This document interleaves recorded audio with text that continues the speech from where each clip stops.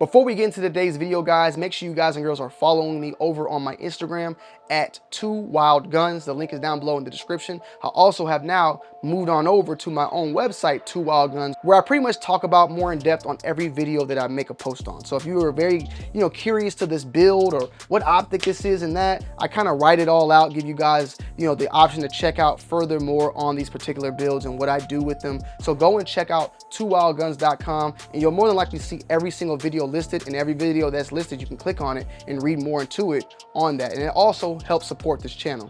I love y'all. Let's get straight to it. Let's get it.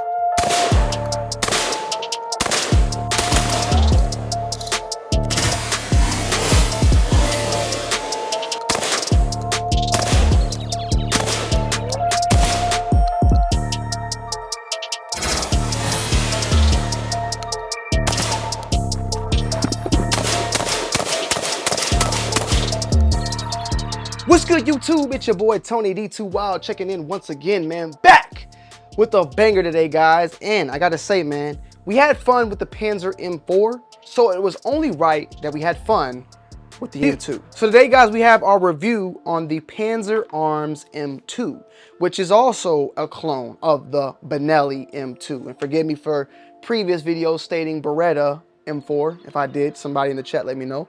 It was just running in my brain. I know that Benelli is different than Beretta, even though Beretta owns Benelli now. They are different, shotguns, different names, different, all that. The Beretta 1301 and then the Benelli M4, different. Yeah, different. This is, of course, though, the M2, which is ran off of an inertia system compared to the M4, which is ran off of gas. So there's some slight differences from this gun right here compared to the M4 that we shot in a couple videos back. I gotta give a full disclaimer and let you guys know that Panzer Arms did send this one out to me to compare and give you guys my thoughts and opinions on this one compared to the Panzer Arms M4. And one thing right off the rip that I noticed the differences of the two was, of course, that the M2 was way more lighter. It's way more lighter. I don't know what necessarily is making it more lighter. I want to think, for one thing, is possibility is that the stock itself, but even the, I gotta say, I hate to say it because I'm not really great on my shotgun terminologies, guys, but the overall receiver, right? This whole thing right here, this whole part right here is heavier. It feels way more thicker right here. Maybe the bolt, maybe the chamber, all these type of components are way more, it has more mass to it compared to that. And even when holding them side by side, you can see that there's some slight differences as far as like the dimensions of the gun itself.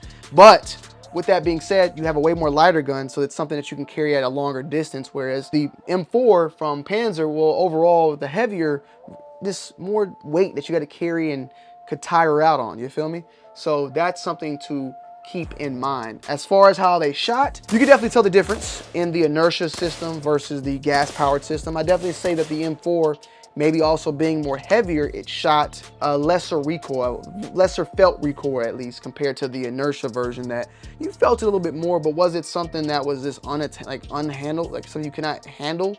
No, I mean, I think it handled it fairly well. And with the M2, I didn't have any failures to feed or to eject, whereas with the M4 I had a couple failures to eject here and there, no failures to feed, but more so, sometimes the round is not ejecting out properly, you feel me? So that was one of the main differences that I saw. But also you can see there's some differences as far as the pull for the bolt is more, there's a difference of the two. You get to see one has a more finger grooved out version, where this one is more just stuck out. And forgive me, for my terminology here on that. I'm not the best when it comes to the shotguns.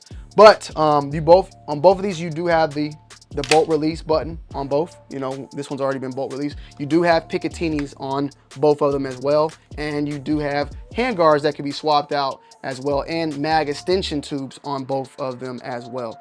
This one does not have a clamp, but it does have a groove where you could put a clamp on it. And I want to be honest, like I stated before, one thing I do recommend is getting a clamp. And I don't even know, maybe it did come with a clamp and I can't even find it, because this came without the extension tube, but in a box it came with the extension tube, so I put it on. But this thing, it can easily, something like that, it comes loose easily. So I definitely, maybe, I don't know if I would recommend putting Loctite on that, but I would definitely recommend, if you get the clamp, it would hold everything in place and not allow that to run out on it.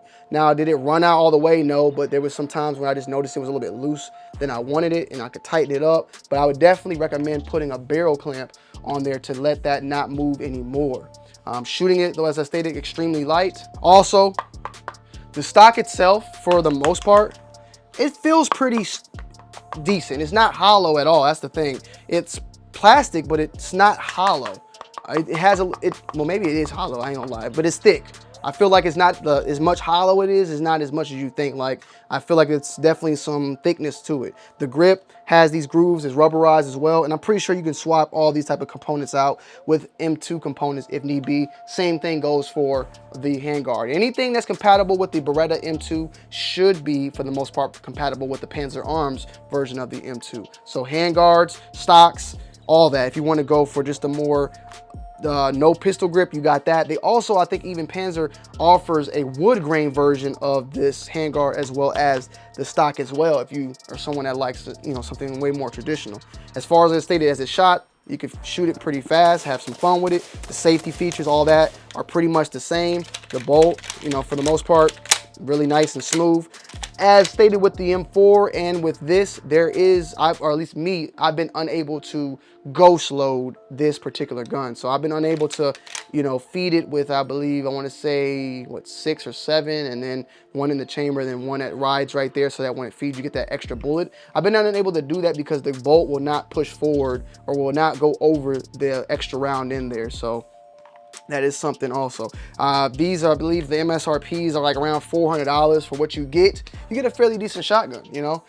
As I stated before with the M4, you know, is it capable of being something that you can run with home defense? I would say yes, you can. Is it something that I recommend you just buying right out the box, going and straight just putting it up in you know, your house for home defense? No, you're definitely gonna want to run tons of rounds through it, bird shot, buckshot, or anything that you plan on shooting it with or having it stored with, to test out its functionalities.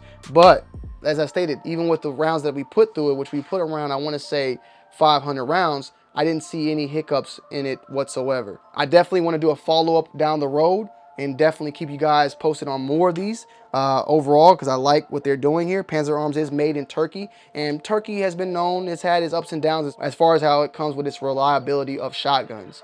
But what I have experienced so far for the M4, no issues really whatsoever. You can go check out the previous, you know, review I did on that, and now you can check out the review I did on the M2. And I would like to possibly get to 1,000 rounds on both and do another follow-up if you guys really want to see that. But for the price point, you know, you got Mossbergs, you got other options out there as well. But for what you get, the bang for the buck is definitely nice. And compared to what it's trying to be, the, you know, M2, I don't even know how much the M2s are going for. I know that a Benelli M4 is going for $2,500. I would expect the M2 to be at least going for 15 maybe or something like that. So, you know, you're getting definitely a nice little, you know, quality for the bang for the buck, at least, you know what I'm saying? The iron sights work really well. It's a shotgun at the end of the day, but you know, the sights work really well. Once again, though, you got the Picatinny if you want to throw a red dot on here. I like this one a little bit more traditional, whereas the Benelli M4, I definitely like to suit it up and make it look a little bit more combat-y because of what it's been known for in the Marines. Whereas this one, you know, I believe M2s were used also in military as well, but you know, a lot of people like to go hunting. A lot of people like to use the M2 for competition shooting as well. Now, I don't know the specific reason, if it's because it's light, if it shoots faster, or if it's the inertia system itself. People, I know there's a lot of competition versions of the M2 out there, but as I stated, lighter, definitely a little bit more felt recoil compared to the M4, but nothing that's just gonna make you want to turn away from using it. You could definitely feel the differences of the two systems, with this one being a more clunk, clunk, clunk, clunk, has like a clunk feel to it, where you could feel this one is a little bit more pow, pow, pow. This is the way it feels, at least on the shoulder, pow, pow, pow. For clunk and clunk, I know I sound stupid, but trust me, it's just how I perceive things, at least, okay? But if you have any questions, feel free to comment down below. You can also go to my website, 2 Wild Guns, where I leave detailed blog posts on my builds and what I put on the gun or what I used it, or just a little bit more of text and all that on these moving forward. Go and follow me over on 2 Wild Guns on Instagram as well. I love y'all, I appreciate y'all, and I'm gonna see y'all on the next one. I'm out. Peace.